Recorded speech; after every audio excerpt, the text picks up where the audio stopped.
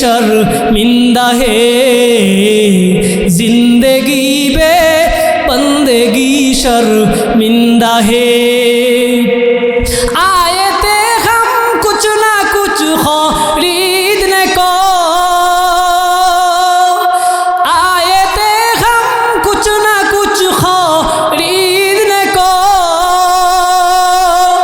जैसे हो हम रोशन मेरा कल्ब हो और ना कोई चाहा तो जहा मैं नहीं और ना कोई चाहा तो जहा मैं नहीं जिंदगी में बंदगी तू करना है जिंदगी में बंदगी तू करना है जिंदगी में बंदगी शर्मिंदा है जिंदगी में बंदगी शर्मिंदा है আমল যদি হয় তাহলে আপনার জীবন সফল হবে আমল যদি হয় জিন্দেগি মে বন্দেগি তু করনা হে জীবন যদি আমল দ্বারা সাজানো হয় তাহলে দুনিয়াতেও শান্তি হবে আখিরাতেও সম্মানী হবে দুনিয়ার মধ্যেও সম্মানী হবে আমলদারের নেককার বান্দার দুনিয়াতেও সম্মান আখিরাতেও সম্মান আর যারা বদকার যারা আমল করবে না নেক আমল করবে না যাদের মন গড়া জিন্দেগি চালাইবে নামাজ পড়বে না রোজা রাখবে না আল্লাহ রব্বুল আলামিনের দেয়া মুআফিক আল্লাহ রব্বুল আলামিনের হুকুম মুআফিক যারা চলবে না তাদের মন গড়া চলবে এরা দুনিয়াতেও অশান্তি লাভ করবে দুনিয়াতেও অপমানিত হবে দুনিয়াতে অশান্তির মধ্যে পড়বে আখিরাতে গিয়ে অসম্মানী হবে শাস্তি ভোগ করবে আর যারা দুনিয়ার মধ্যে নেক আমল করবে তারা দুনিয়াতেও শান্তি পরকালেও শান্তি লাভ করবে জুহু রাব্বিকা যুল জালালি ওয়াল ইকরাম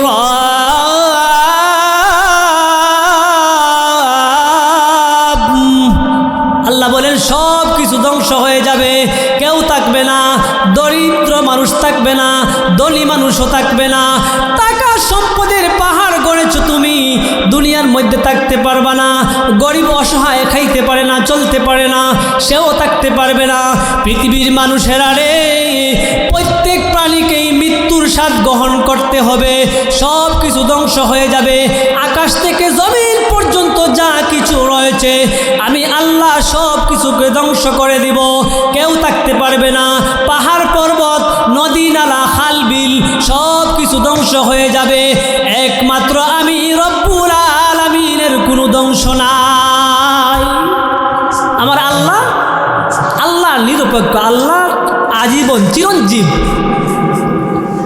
আল্লাহ হামেশা সে হায় আর হামেশা রহেগা আল্লাহ সর্বদা আছেন এবং সর্বদা থাকবেন আল্লাহর শুরু আছে কি নাই শেষ নাই কিন্তু আমাদের কি আছে শুরু আছে মায়ের পেটে জন্ম হয়েছে 40 দিন পরে গোশত 40 দিন পরে মাংস হয়েছে 40 দিন পরে রক্ত হয়েছে এভাবে কি হয়েছে মানুষ বড় হয়েছে তারপরে বানানো হয়েছে দুনিয়ার মধ্যে ভূমিষ্ঠ করা হয়েছে একদিন 30 বছর 40 বছর 50 বছর পরে হঠাৎ করে টাস করে পড়ে মারা যায় এই যে কয়েকদিন আগে আমাদের একজন লোক আমার সাথে আমার বন্ধু মানুষ মাত্র 20 থেকে 25 বছর বয়স একদম যুবক দোকানের মধ্যে বসে বসে মোবাইল টিপতেছে হঠাৎ করে পড়িয়া গেছে হসপিটাল নিয়ে যাওয়ার সময় মারা গেছে বিবাহ শাদী কিছু করে নাই সবার পরিচিত খুবই মহাব্বতের মানুষ সবাই একই সুরে সবাই বলে যে ভালো মানুষ কান্না করে তার জন্য মানে বিশ্বাস হয় না যে মারা গেছে এভাবে আমাদের সমাজের অনেক মানুষ আছে না এই যে আমাদের আবু তাহের হুজুর আপনাদের আগের ইমাম সাহেব সবার সাথে হাসি খুশি থাকতো একটা গালি দিলেও কি করতো না গালি দিত না আপনি ইচ্ছা মতো ওনারে বকা দিয়েছেন কিন্তু কোনোদিনও কারোর সাথে কি করে না রাগ করে না হঠাৎ করে মারা গেছে এভাবে ভাই সবাই চলে যেতে হবে কবর কিন্তু কাউকে কি করবে না কবরের আযাব যে বড় কঠিন সইতে আমি পারিব না মৃত্যু যন্ত্রণা বড় কঠিন সইতে আমি পারিব না ওগো দয়াময় হে রহিম ওগো দয়াময় হে রহিম চাই যে শুধু তোমার করুণা কবরের আযাব যে কত কঠিন সইতে আমি পারিব না। মৃত্যু যন্ত্রণা বড় কঠিন সইতে আমি পারিব না। মসজিদের ওই পালকিখানা আসবে সবার দ্বারে সবারই জানা। মসজিদের ওই পালকিখানা আসবে সবার দ্বারে সবারই জানা। বড়ই পাতার গরম পানি শেষ গোসল দিবে সবাই জানি। গোসল শেষে সাদা কাপড়ে চির বিদায় দিবে হে মনা। কবরের আযাব যে কত কঠিন সইতে আমি পারিব না। মৃত্যু যন্ত্রণা বড় কঠিন সইতে আমি পারিব না। ওগো দয়াময় হে রহিম চাই যে শুধু তোমার করুণা। কবরের আযাব যে কত কঠিন সইতে আমি পারিব না। মৃত্যু যন্ত্রণা বড় কঠিন সইতে আমি পারিব না।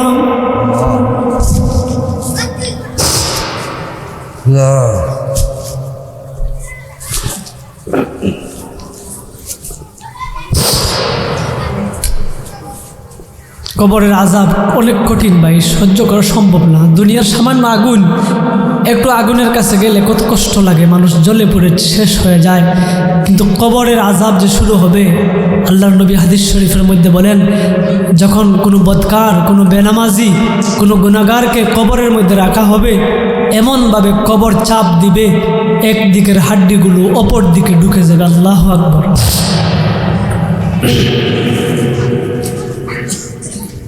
যখন একজন ইমানদারের মৃত্যু হবে, ইন্নাল্লাযীনা ক্বালু রাব্বুনাল্লাহু সুম্মা ইসতাকামু তাতানাজ্জালু আলাইহিমুল মালাইকাতু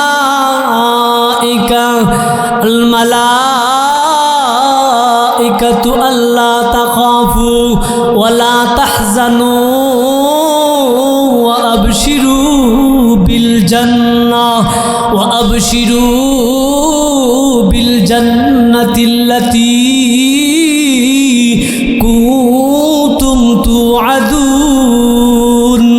যখন একজন নেককার বান্দার মৃত্যু হবে, আল্লাহ রাব্বুল আলামিন কোরআনে কারীমের মধ্যে বলেন, যখন একজন নামাজীর মৃত্যু হবে, একজন নেককার বান্দার মৃত্যু হবে, আল্লাহ রাব্বুল আলামিন এত সুন্দর করে তার মৃত্যু দেন, এত স্পেশালভাবে একদল ফিরিস্তা নাজিল করেন।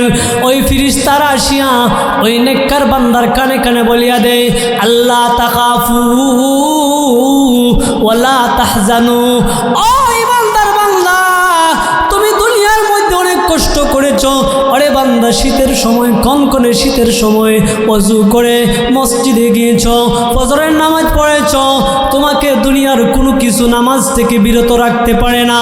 তোমাকে আমি আল্লাহর বিধান থেকে দুনিয়ার কোনো টাকা পয়সা ধন সম্পদ কিছুই বাধা দিতে পারে না। বান্দারে, আমি আল্লাহর ইবাদত করেছো, হালাল হারাম দুনিয়ার মধ্যে বেঁচে চলেছো। ও বান্দা, কত কষ্ট করেছো, অভাব অনটনের মধ্যে ছিলা, কিন্তু কোনোদিনও সুদ খাও না, কোনোদিনও ঘুষ খাও না। আরে বান্দা, 50 বছর জিন্দগিতে কোনোদিনও মিথ্যা কথা বলো না, কারোর সাথে ঝগড়া করো না, কাউকে কষ্ট দাও না। বান্দারে, আমি আল্লাহর ভয় তোমার ভিতরে ছিল। ও বান্দা, তোমার এখন মৃত্যুর সময় হয়েছে। আমি আল্লাহ রাব্বুল আলামিন একদল ফেরেশতা নাজিল করে আমার ওই নেককার বান্দার কানে কানে সুসংবাদ দেয়া দেই। কি সুসংবাদ? আল্লাহ তাখাফু ওয়ালা তাহজানু। ও দুনিয়ার ইমানদার, ফেরেশতারা আসিয়া কানে কানে বলিয়া দিবে, আল্লাহ তাখাফু, ওরে বান্দা তোমার কোনো ভয় নাই, ওয়ালা তাহজানু, ও বান্দা তোমার কোনো চিন্তা নাই, ওয়া আবশিরু বিল জান্নাহ, ও আল্লাহর ওয়ালি, ও আল্লাহর ওরে নেককার বান্দা, তোমাকে আল্লাহ রব্বুল আলামিন জান্নাতের সংবাদ দিয়ে আমাদেরকে পাঠাইছে। যখন একজন বদকারের মৃত্যু হয়, মালাকুল মউত যখন তার জানটা কবজ করে ফেলে, জান কবজ করার সাথে সাথে এমন কষ্ট দেয়, আল্লাহু আকবার, এমনভাবে ফেরেশতারা আসিয়া মালাকুল মউত তার সাথে আরো কয়েকজন ফেরেশতা জাহান্নামের ফেরেশতা নিয়ে আসে। নেককার বান্দা ব্যতীত যারা গুনাহ করবে, বদকার বান্দা, আল্লাহর নাফরমান বান্দা, আল্লাহর নাফরমানদের জান কবজ করে এমন কষ্ট দিয়া যে হাদিস শরীফের মধ্যে আসছে, তার ভিতর থেকে এমন শক্ত করে সজুরে টান দেওয়া হয়, জানটা বাহির করে নিয়ে আসে। ওই জানটা, রূহটা যখন বাহির করে, ওই বদকার গুনাহগার বান্দার অবস্থা কেমন হয় জানেননি? সমস্ত শরীরের রগগুলো ছিঁড়ে ছিঁড়ে একেবারে চূর্ণ বিচূর্ণ হয়ে সমস্ত শরীরের কানেক্টগুলো একেবারে বন্ধ হয়ে যায়। ওই ফেরেশতারা জানটা, রূহটা বাহির করে নিয়ে আসে। তখন যখন গোসল করানোর জন্য নিয়ে যাওয়া হয়, ওই বদকার বান্দা চিৎকার দিয়ে কান্নাকাটি করে, কারারে আমাকে কোথায় নিয়ে যাও, আমার কষ্ট হচ্ছে, আমাকে আস্তে করে নাড়া দাও, আমার শরীরের মধ্যে ব্যথা করে, আমার রূহটা বাহির করার সময় আমার সমস্ত রোগগুলো ছিঁড়ে গিয়েছে। ওরে বাবারা, আমাকে আস্তে করে খাটের মধ্যে উঠাও, আমাকে আস্তে করে শরীরের মধ্যে পানি ডালো। ও দুনিয়ার মানুষেরা, আমার কষ্ট হচ্ছে রে, তোমরা কি জানো না আমার কেমন কষ্ট হয়? আমার কষ্ট দুনিয়ার কোনো মানুষ দেখে না। এভাবে চিৎকার করতে থাকে ওই গুনাহগার বান্দা, চিৎকার করে আল্লাহর কাছে বলে, আল্লাহ গো রব্বুল আলামিন, কোনোদিনও আল্লাহ নামাজ পড়ি না, আয় আল্লাহ দুনিয়ার সমস্ত জিন্দেগিটা কাটাইয়া দিছি আল্লাহ তোমার নাফরমানির মধ্যে। আল্লাহ যদি জানতাম এভাবে কষ্ট হইতো, ওগো মালিক, আমি আর নাফরমানি করতাম না, নামাজ ছাড়তাম না। আল্লাহ আমার কষ্টটা কেউ তো শুনে না, কেউ বুঝে না, চিৎকার করে সবাইকে বলে, দুনিয়ার কেউ শুনতে পায় না। এভাবে যখন খাটের মধ্যে উঠায়, খাটের মধ্যে উঠানোর পরে ওই ব্যক্তি চিৎকার করতে থাকে, কোথায় নিয়ে যাও আমাকে, ও আমার সন্তান, ওরে আমার আদরের সন্তান, ওরে আমার আদরের স্ত্রী, ওরে আমার আদরের বাবা, আমাকে বিদায় দিও না রে, আমাকে কোথায় নিয়ে যাও, আমার বাড়ি থেকে কেন আমাকে বাহির করেছো, আমাকে খাটের মধ্যে কেন উঠাইছ, আমাকে কোথায় নিয়ে যাইবা? ও পৃথিবীর মানুষেরা, আমার কষ্টটা একটু বোঝো রে, আমাকে নিয়ে যেও না। এভাবে চিৎকার করতে থাকে, কিন্তু কেউ শুনে না, সবাই ঘর থেকে বাহির করে দেয়। মানুষের যখন মৃত্যু হয়, সাথে সাথে তাকে আর নাম ধরে রাখে না। কিছু সময়ের ভিতরে যত সম্পদশালী লোক থাকুক, যতই ক্ষমতাবান লোক থাকুক, 1 ঘন্টা 2 ঘন্টার ব্যবধানে তার নামটা পর্যন্ত সবাই ভুলে যায়। নাম ভুলে না, নাম বললা যায়, লাশ হয়ে যায়। একটু সময় মারা গেছে, মারা যাওয়ার পরে এত দামি খাট, এত দামি রুম, এত ভিআইপি, এয়ার কন্ডিশন, এসি লাগাইল, কিন্তু ওই রুমে আর রাখে না, খাট থেকে নামাইয়া ফেলে। কিন্তু কোনো দিনও কী করে না, সে মাটির মধ্যে ঘুমায় না। ঘুমাইছে কত মানুষ দেখছেন যে কত ভিআইপি বিছনা, বক্সের খাট, কোনোদিনও কী করে না, মাটির মধ্যে ঘুমায় না, গরিবের বাড়িতে গেলে বসে না। এই লোকগুলাও একদিন কি করবে, মারা যাওয়ার পরে কিন্তু আর খাটে শোয়ায় না। খাটে শোয়ায়, কথা কন না ভাই, কথা বুঝেন না আমার? খাটের মধ্যে আর শোয়ায় না। মারা যাওয়ার পরে একটু সময়ের ভিতরে খাট থেকে নামায়া ফেলে, ওই কাপড়গুলা খুলে ফেলে রে, সবগুলো কাপড় খুলে ফেলে। স্বর্ণের চেইন, স্বর্ণের জিনিসপত্র, অলংকার যদি থাকে, কিছু সময়ের ভিতরে সবগুলো খুলে ফেলে দেয়।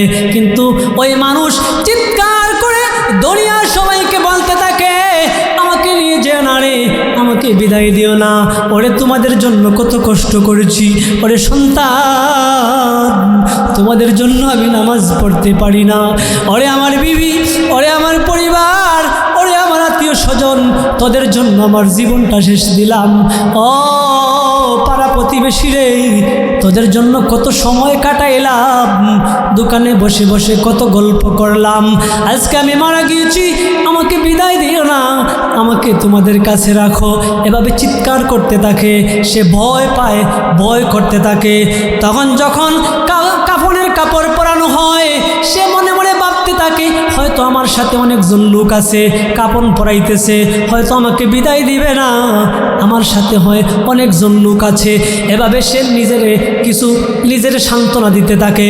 একটু সময় পরে যখন জানাজা পড়ানোর জন্য ঈদগাহের মাঠে, দস্যুনারায়ণপুর ঈদগাহের মাঠে যখন নিয়ে আসা হয়, ওই ব্যক্তি তখন অনেক লোক দেখতে পায়, অনেক মানুষ সমাগম হয়েছে, অনেক লোক আসছে, সকল আত্মীয় স্বজন তাকে দেখার জন্য আসছে। সে মনে মনে ভাবে হয়তো এই লোকগুলো আমাকে বাঁচাইবে, এই লোকগুলো হয়তো আমাকে বিদায় দিবে না। জানাজার নামাজ যখন শেষ হয়ে যায়, জানাজা পড়ার পরে যখন খাটটা মা হাতের উপরে উঠাইয়া কাদের মধ্যে খাটগুলা লইয়া খাট নিয়া 4-5 জন লোক যখন হাঁটতে থাকে, তখন সে চিল্লাচিল্লি করে বলতে থাকে, ও পৃথিবীর মানুষেরা, আমাকে কোথায় নিয়ে যাও, আমাকে বিদায় দিও না রে, তোদের জন্য কত কষ্ট করেছি, তোদের জন্য দিনকে রাত করেছি, রাতকে দিন করেছি, ও আমার আদরের সন্তানেরা রে, আমাকে কোথায় নিয়ে যাও, আমাকে কোথায় বিদায় দাও, আমি যাইতে চাই না রে, আমাকে একা ফেলে দিও না, আমার সাথে তোমরা থাকো, আমাকে একা বিদায় দিও না। এভাবে চিৎকার করতে থাকে, কান্নাকাটি করতে থাকে, কিন্তু কেউ শুনে না, তার কান্না কেউ বুঝে না। সবাই তাড়াতাড়ি বিদায় দেওয়ার জন্য অস্থির, তাড়াতাড়ি দাফন করার জন্য সবাই পাগল পাড়া, কত লোক সমাগম হয়, কিন্তু কেউ একদিনও বলে না, ও আমার ভাইয়েরা, আমার বাবাকে আরো একটা দিন আমাদের সাথে থাকতে দাও। স্ত্রী কোনোদিনও বলে না, আমার স্বামী এতদিন আমার কাছে ছিল, কিন্তু আরো একটা দিন আমার সাথে থাকতে দাও।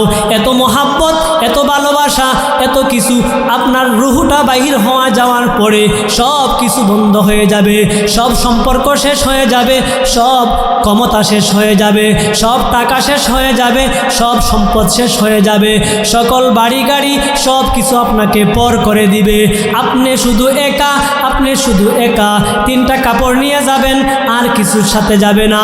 কবরে যাবেন, কবরে যাওয়ার পরে যখন আপনাকে নামানো হবে, নামানোর সাথে সাথে ওই মৃত ব্যক্তি চিৎকার দিয়া বলে, ও পৃথিবীর মানুষেরা রে, আমাকে একা ফেলে যেও না, আমাকে একা ফেলে যেও না, আমার খুব ভয় লাগে। এভাবে চিৎকার করে, কিন্তু কেউ শুনে না। কবরের মধ্যে যখন রাখা হয়, 2-3 জন লোক যখন কবরের ভিতরে ঢুকে, ভিতরে ঢুকার পরে সে মনে মনে ভাবে, হয়তো আমার সাথে এই 2-3 জন লোক মনে হয় থাকবে।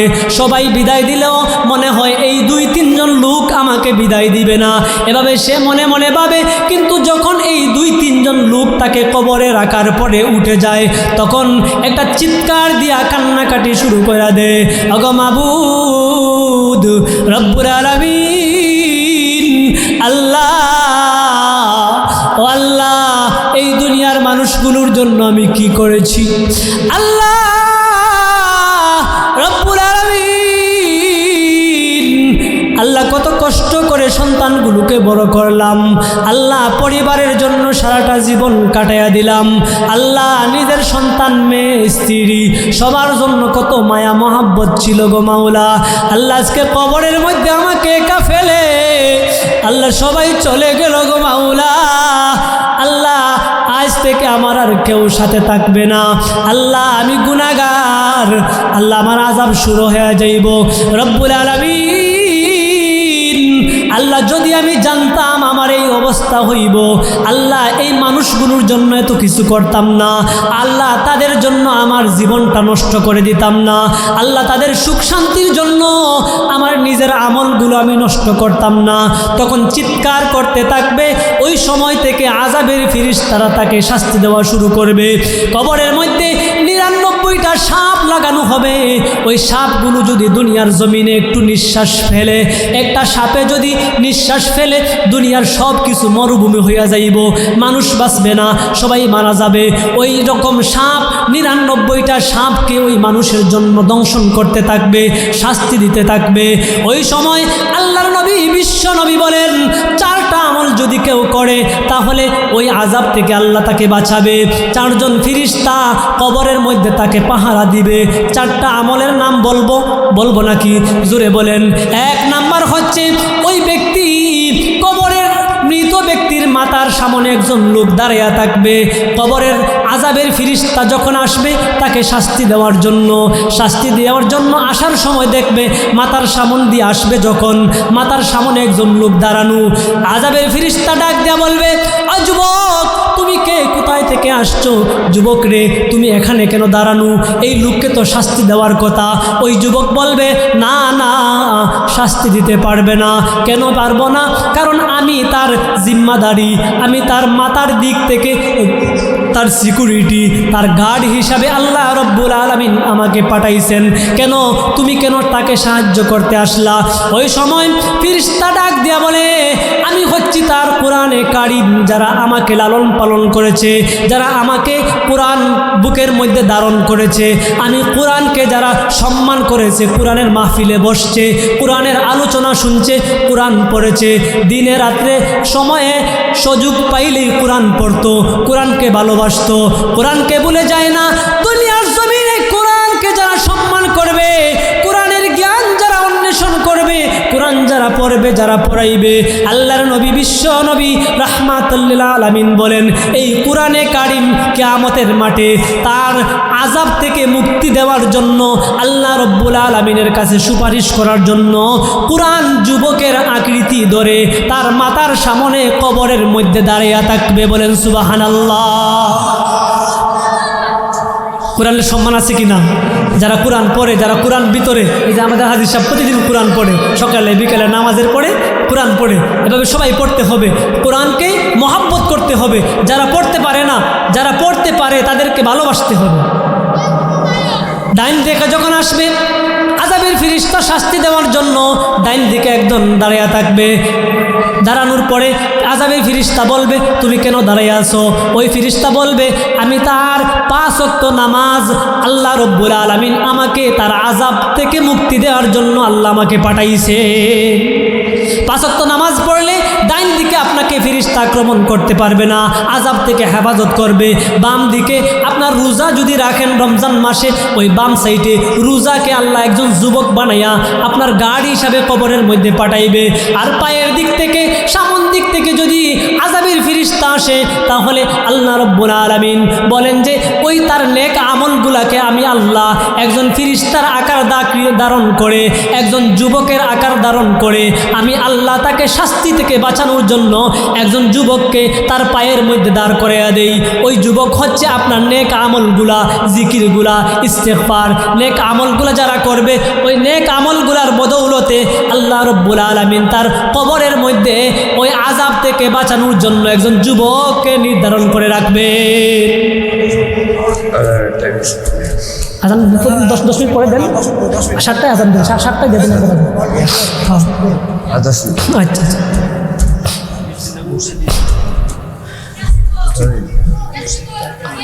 আল্লাহ, ও গো আল্লাহ, ক্ষমা করে দাও, মাফ করে দাও। সবাই বলেন আল্লাহ, ও গো আল্লাহ, ক্ষমা করে দাও, মাফ করে দাও, ক্ষমা করে দাও, মাফ করে দাও। যতদিন এই জীবন বিনা বাজিবে, সুপথে চালাও, মাফ করে দাও। আল্লাহ, ও গো আল্লাহ, ক্ষমা করে দাও, মাফ করে দাও, ক্ষমা করে দাও, মাফ করে দাও। আল্লাহ, ও গো আল্লাহ, ক্ষমা করে দাও, মাফ করে দাও। আল্লাহ যেন সবাইকে মাফ করে দেন, বলেন আমিন। এই কবরের আযাব থেকে বাঁচতে হবে, বাঁচতে হবে না? কবরের আযাব থেকে যদি না বাঁচেন তাহলে আর উপায় নেই। কবর হচ্ছে প্রথম ঘাঁটি। কবর থেকে যদি কেউ বাঁচতে পারে তাহলে বাকি ঘাটগুলো আল্লাহ তার জন্য কি করে দেন? সহজ করে দেন। এজন্য মৃত্যুর সময় আপনাকে প্রস্তুত থাকতে হবে, আমাকে মরতে হবে, এই ভয় সবার ভিতরে যদি থাকে তাহলে মানুষ গুনাহ করবে না। মানুষ গুনাহ থেকে বাঁচার একটা উপায় যে তার ভিতরে ভয় থাকতে হবে। যদি কারো ভিতরে ভয় থাকে তাহলে কি করবে না? সে গুনাহ করবে না। আর দুনিয়ার যত ভয় দেখান কাজ হবে না, একমাত্র আল্লাহর ভয় থাকতে হবে। অনেক আলোচনা ছিল আজকে আরেক বিষয়ে, আমি মনে মনে ভাবছিলাম যে আরেকটা বিষয় আলোচনা করব, কিন্তু সময় স্বল্পতার কারণে আলোচনা অন্য বিষয় না গিয়ে আরেক বিষয় ঢুকে গেছে। তো কবরের আযাব থেকে বাঁচতে হবে, কবরের আযাব থেকে কেউ রেহাই পাবে না। মৃত্যুর যন্ত্রণা বড় কঠিন ভাই। আযাব যখন শুরু হবে ওই কবর থেকেই আপনার আযাব শুরু হবে, শেষ নাই, একেবারে কিয়ামতের মাঠ পর্যন্ত।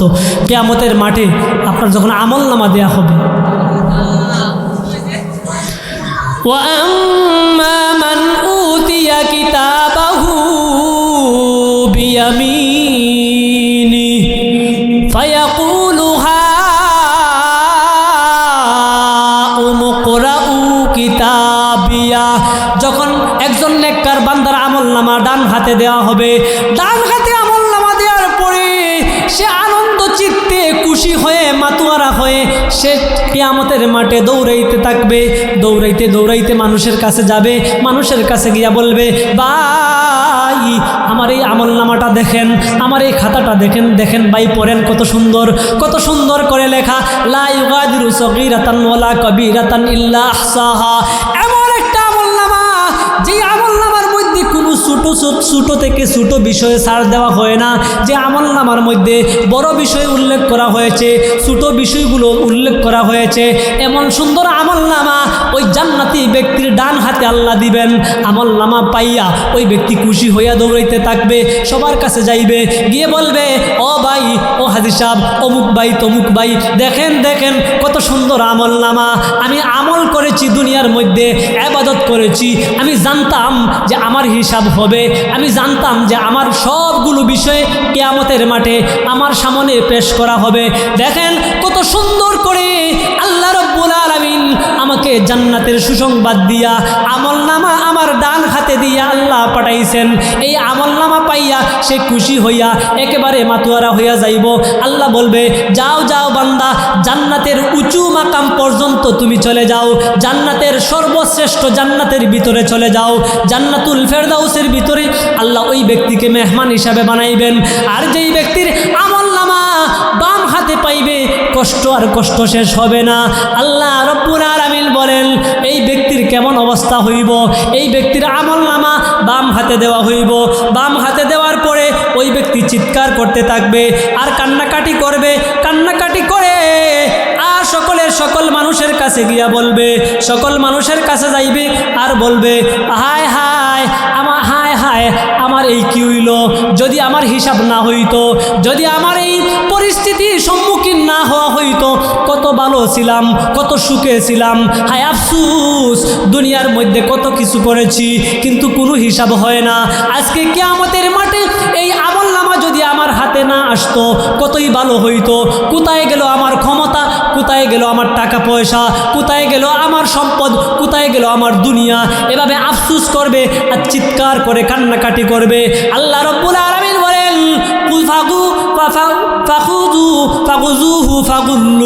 আল্লাহ বলবেন, ও ফেরেশতারা, তাকে শক্ত করে ধরো, বেড়ি পড়াইয়া জাহান্নামের ভিতরে নিয়ে যাও। বদকার ব্যক্তির বাম হাতে আমলনামা আসলে আফসুস করবে, ইয়া লাইতাহা কানাতিল কাজিয়া হালাকা আন্নি সুলতানিয়া, কোথায় গেল আমার বাদশাহী, কোথায় গেল আমার দুনিয়ার বরত্ব, আফসুস, আয় আফসুস, হায় আফসুস। আবার চিৎকার করে কিয়ামতের মাঠে দৌড়াইতে থাকবে, কোনো উপায় থাকবে না।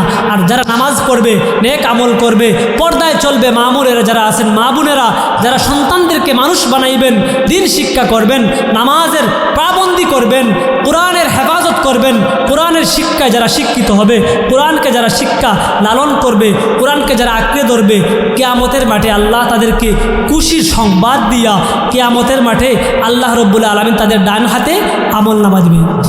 জিন্দেগি মে বন্দেগি তু কর না হে, জিন্দেগি মে বন্দেগি তু